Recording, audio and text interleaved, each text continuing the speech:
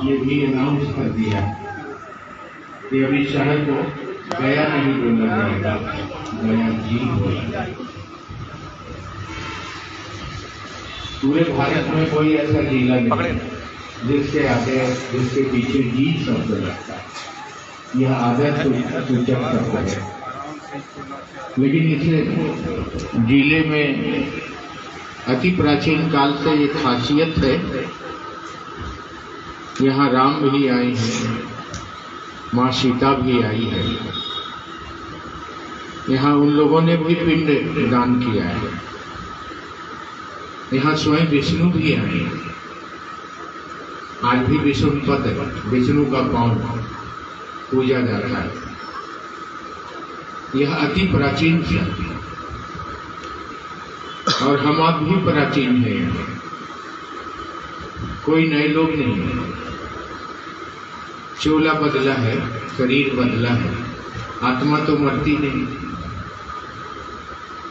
फिर जैसा परिवेश मिला है हम वैसे ही परिवेश में अपने आप को ढाल लिए, मगर अपने मन पे महादेव के बारे में जो संस्कार हमारे आपके पास है उसको हम लोग भूल नहीं पाए। इसी का परिणाम है कि महादेव की चर्चा होती है तो उसमें हमारी शक्ति स्वरूपा माँ बहना आगे रहती है। रास्ता जैसे चल रही हो वो, लेकिन कोशिश तो करती कि महादेव की ओर चले, लोगों को चलाएं, शिव कार्य करें। जब से वरेण्य गुरु व्राता का संदेश इस मृतलोक पर आया हमारे आपके जीवन में, तब से हमारे आपके अंदर की शिव भाव जागृत हो गई। और यह कहना बिल्कुल सत्य होगा कि जो अति प्राचीन काल से हम अपने मन में शिव की अवधारणा लिए बैठे हुए थे, कोई रास्ता नहीं मिल रहा था, कोई बतलाने वाला भी नहीं था। मंदिर मंदिर घूम रहे थे, पूजा पाठ कर रहे थे, उपवास कर रहे थे, लेकिन सोच तो थी अंदर से कि कहीं महादेव मिल जाए। यह खोज बहुत पुरानी है। आज जो लोग महादेव के काम में आगे चल रहे हैं वो लोग आज नए लोग नहीं, वो बहुत पुराने लोग हैं। महादेव के काम में इस कलयुग में, इस मौसम में आगे चलना बालू से तेल निकालने के बराबर। शिव चर्चा करना तो आसान है, घोषणा करवा लेना भी आसान है, लेकिन इस दर्द को अपने सीने में पालना कि मेरा महादेव है। आज के इस परिवेश में जब आदमी के जीवन में दुख का भंडार है, पुत्र है, पिता है, पति है, घर है, धन है, मकान है, मगर न सुख है, न चैन है, न शांति है, न प्रेम है, तो ऐसे विषम समय में कोई अपने दिल में महादेव के लिए मेरा महादेव है यह स्वभाव बना ले, यह बहुत बड़ा काम। चलते हैं लोग और भटकते हैं लोग, चलते हैं लोग और ठहरते हैं लोग। जगत है, रुकेंगे, मगर इसी में कुछ लोग ऐसे हैं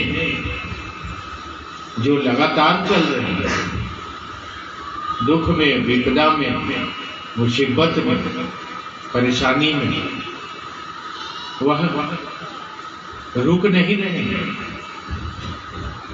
आंखों में आंसू लिए हैं जरूर, दिल में दर्द लिए हैं जरूर, मगर वो महादेव की ओर चलने में अपने आप को नहीं रोक पाए। वो कौन लोग हैं? इसी में जो लोग बैठे हैं यहाँ, इसी में कुछ लोग हैं जो लोग तकलीफ, मुसीबत, परेशानी में भी शिव कार्य में चलते रहते, मैं बताऊं, वो नए लोग नहीं हैं, उनकी आज घोषणा नहीं हुई है, उनका महादेव से जुड़ाव बहुत पुराना है। ये कौन लोग हैं?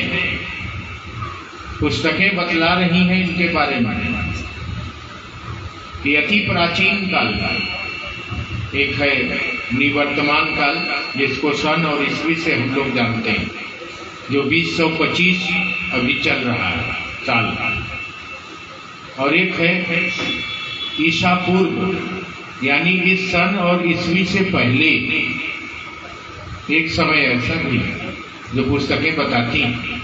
आओ चले शिव को और आपने अवलोकन किया होगा, पढ़ा होगा, तो उसमें भी वरेण्य गुरुव्रता ने लिखा है, बैठक में आए हैं तो थोड़ा देर मन से बैठिए, छोड़िए ये शहर है, कुछ वहाँ रुक गए, कुछ वहाँ रोके गए, कुछ वहाँ ठहर गए, ये सब चलता रहेगा, ये दुनिया है, ये चलता रहेगा।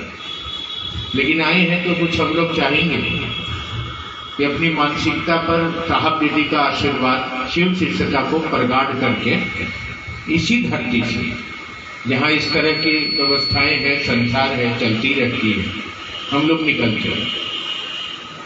तो जो लोग भी आज महादेव का काम कर रहे हैं और रुके नहीं और चल रहे हैं, रुककर भी निकल रहे हैं, ठहर कर भी आगे बढ़ रहे हैं, दुख के बोझ में भी दब गए हैं, परंतु कैसे नहीं जाए महादेव के काम में, ऐसा भाव है उनके मन।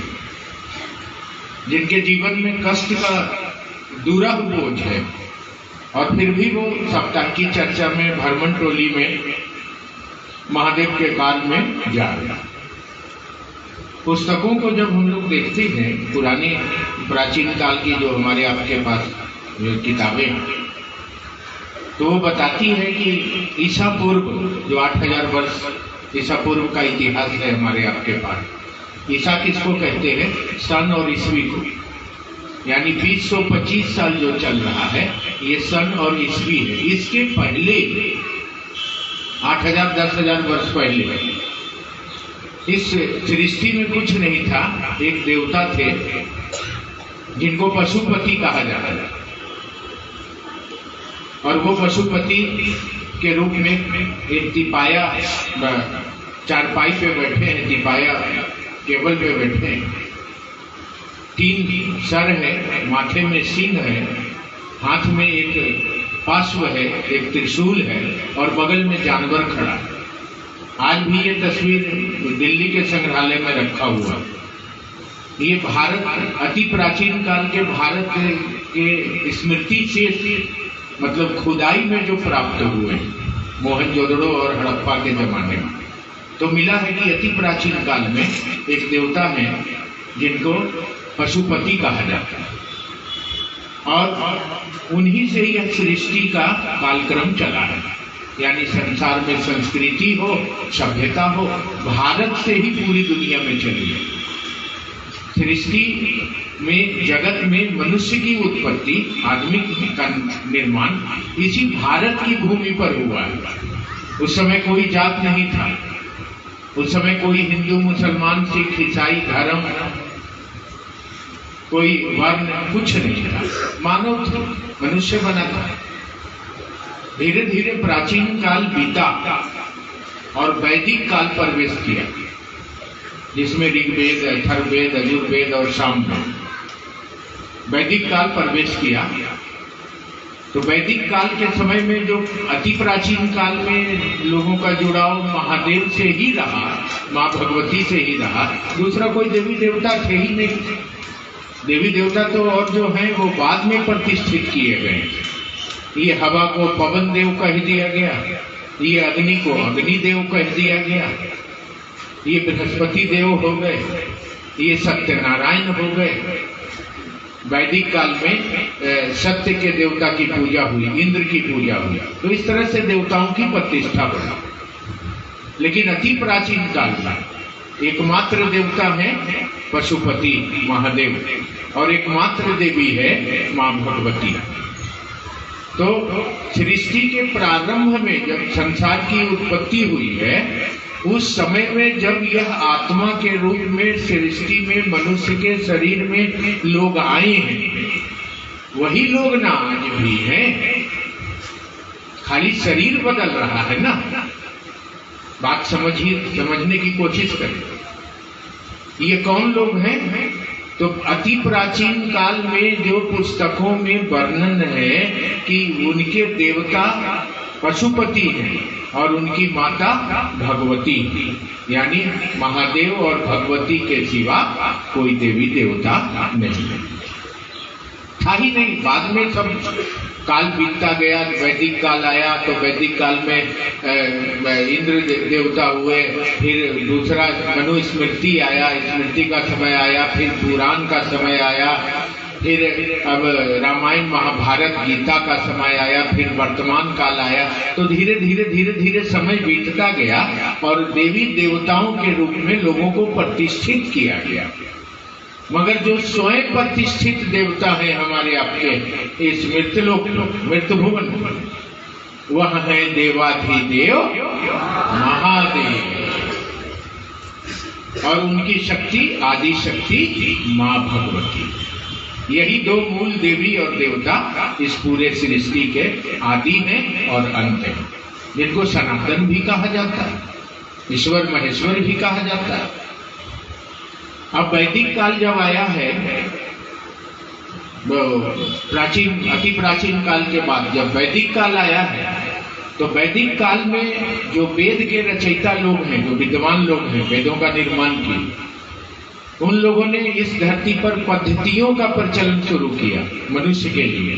पूजा पद्धति, वैदिक काल पद्धति, यज्ञ पद्धति, तरह तरह का योग, तप, ध्यान, ये सब वैदिक काल से शुरू हुआ है।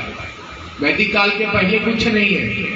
हम महादेव को याद करते हैं मन से, मेरा मन बहुत सच्चा है, इंसान है, तो महादेव को याद करते हैं, महादेव प्रसन्न हो जाते हैं और हमारी मनोकामना पूरी हो जाती है, बात खत्म, हमको किसी से कोई लेना देना नहीं है।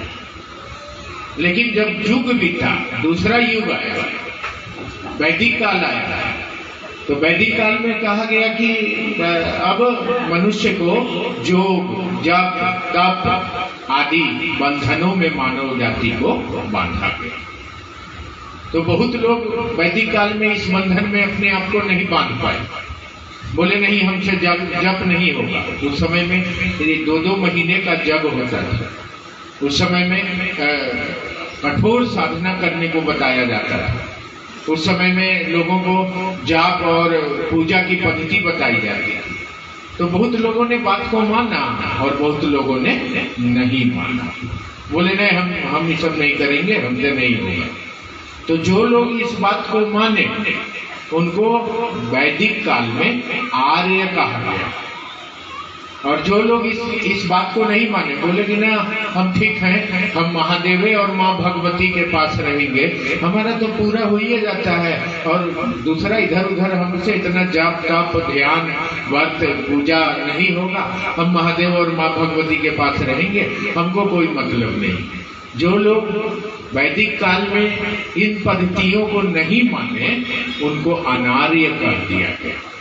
कहा गया कि ये शूद्र टाइप लोग हैं, ये पूजा पाठ नहीं मान रहे, ये यज्ञ वगैरह ये नहीं करना चाहते हैं, ये मांस मछली भक्षण करते हैं, झूठ सच बोलते हैं, और इनको चंदन तिलक शिखा जनेऊ देवता जप तप ध्यान पद्धति आदि से कोई लेना देना नहीं। कहते हैं हम महादेव पर जिएंगे और मर जाएंगे, हमको कोई मतलब नहीं। तो ऐसे लोगों को अनार्य कर दिया गया, और जो लोग उनकी बात माने उसको आर्य कर दिया गया। अब आर्य में आज समाज चला, पूजा पद्धति चली, आज भी उस आर्य लोगों के टूटे हुए कुछ टुकड़े आपको जगत में मिल जाएंगे, जो समाज में पूजा पाठ कराते हुए इधर उधर घूमते हैं। तो जिनको अनार्य कर दिया गया, अब उन लोग क्या किए, वो महादेव पर निर्भर रह गए। महादेव को छोड़ के, उनका दिल नहीं ऐसा किया, महादेव को छोड़ के कहाँ जाए, वो जानिए रहे कि सब कुछ महादेव। तो महादेव पर टिक गए, महादेव को छोड़ के अब वो कहीं नहीं जाना चाहते थे, वहीं ठहर गए। उनको धरती के इन लोगों ने अपने जमात से निकाल दिया, निकल गई, हट गई, लेकिन महादेव को नहीं छोड़ा। मैं याद दिलाना चाह रहा हूं आपको कि कौन लोग हैं आप, नहीं छोड़ा। अति प्राचीन काल बीता, प्राचीन काल बीता, सतयुग आया, त्रेता आया, द्वापर आया, बीता, कलयुग आ गया। वही अति प्राचीन काल में जो वैदिक काल में जो अनार्य कहे गए, जो शिव के लोग थे, जिन लोगों ने नहीं माना कोई पद्धति को, कहा हम शिव के नाम पर मर जाएंगे, हमको कुछ नहीं चाहिए। अब जैसे कलयुग आया और महादेव की बात शुरू हुई, हरिद्रानंद जी आए, 3 सूत्र आया, शिवकार्य शुरू हुआ, प्रारंभ हुआ। ये लोग जो कई युग से इंतजार कर रहे थे कि कोई महादेव की बात मृतलोक पर शुरू हो ताकि हम लोग को भी आगे आने का मौका मिले, अब इस युग में आकर उनका मन का बात पूरा हो रहा है। और वही लोग शिव चर्चा कर रहे हैं आज आगे आगे। कौन लोग? जो अनार्य कह के परित्याग कर दिए गए थे मृतलोक पर, लेकिन महादेव को छोड़कर दूसरे जगह जाने को तैयार नहीं थे।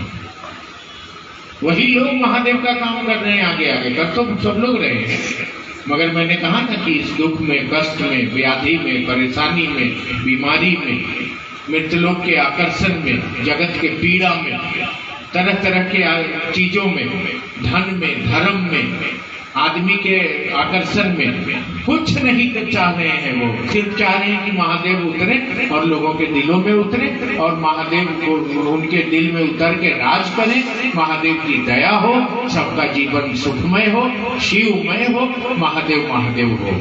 ये वही लोग हैं जो इतने अपमान और आक्रांति, जो हरिद्रानंद जी ने लिखा है पुस्तक में, इतने अपमान और आक्रांति को झेल कर भी शिवकार्य कर रहे हैं। वो लोग को आगे आने का मौका मिल गया। अब इसमें आप भी आए, हम भी आए, सब लोग आए, चले चलने के क्रम में रास्ते में अब तो हो गया, बंद कर देते लाइव है भैया।